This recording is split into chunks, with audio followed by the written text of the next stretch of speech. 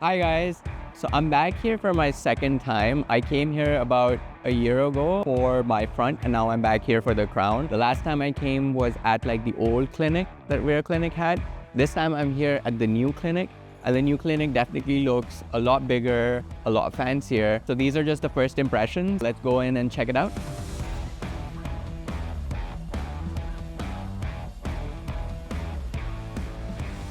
So I'm inside and definitely the building's a lot newer. A lot has changed since I last came. Now we're gonna go to our doctor's consultation.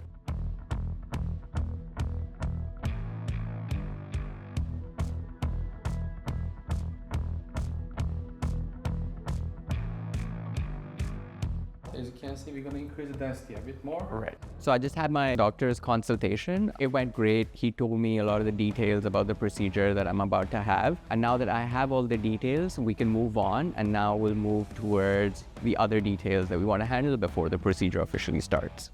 So let's go there.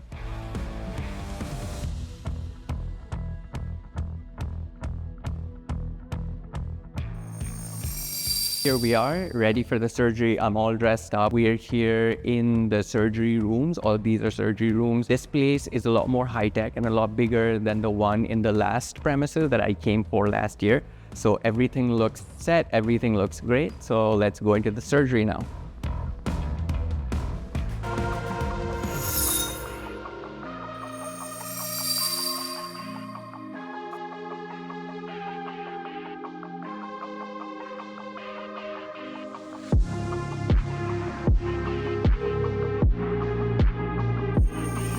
Hi everyone, so my name is Farhan. I flew here from Toronto and this is actually my second time. So the first time I got the front done. The reason why I chose them for the second was the results for the first one were great. I was very satisfied with the service I got. So I decided to come again.